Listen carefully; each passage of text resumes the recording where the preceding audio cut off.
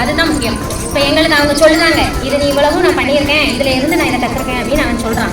என் பையன் ஸ்லோவாக இவ்வளோ இது கரெக்டாக சொல்கிறான்னா எனக்கே அது ஆச்சரியமாக தான் இருக்குது. அதாவது எப்படின்னா அவன் வந்து எக்ஸ்பிளைன் பண்ணுவான், ஒரு இதை நான் கண்டுபிடிச்சிருக்கேம்மா, இதை நான் செஞ்சுருக்கேன் அப்படின்னு அவன் எக்ஸ்பிளைன் பண்ணும்போது எனக்கு ரொம்ப சந்தோஷமாக இருக்குது. என் பையன் இந்த ஸ்கூலில் வந்து சேர்ந்து 7 years ஆகுது.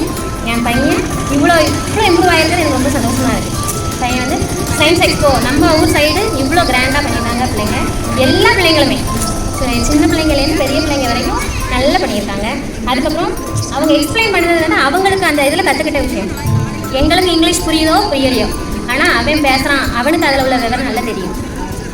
அது நல்லா இருக்குது. இந்த வருஷம் எங்களுக்கு இந்த ஆண்டு விழா அந்த இதெல்லாம் கூட இது மாதிரி உள்ள இதாகிடும் நல்லா தான் இருக்குது. பிள்ளைங்களுக்கு இன்னும் வேறு அவனுக்கு பண்ணணும், இதுக்கு அடுத்தாப்புல பண்ணணுங்கிற ஆர்வம் இருக்கும்.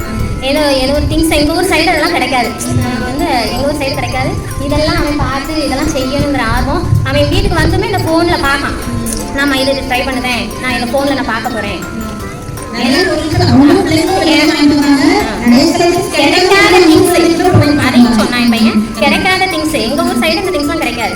அவன் வந்து அதையும் என் மிஸ் இது பண்ண சொல்லி தந்துருக்காங்கம்மா. நான் இப்போ வந்ததுக்கப்புறமா நானே இப்போ நினைக்கிறேன், ஒரு வாரமாக அவன் எவ்வளோ இது அதுக்கு பண்ணியிருக்கான் அப்படின்னு. எல்லா பசங்களும் சின்ன குழந்தைங்கள்லேருந்து எல்லாருக்கும் நீங்கள் இம்பார்ட்டன்ட் கொடுத்தது அது பெரிய விஷயம் தான். அவங்களுக்கும் அது எதுனே தெரியாது, ஆனால் அவங்க உட்காந்து அதுக்கான எக்ஸ்பிளைனை கொடுத்தாங்க. அது ஒரு முக்கியமான விஷயம்தான். சயின்ஸ் எக்ஸ்போ நல்லா இருக்கும்.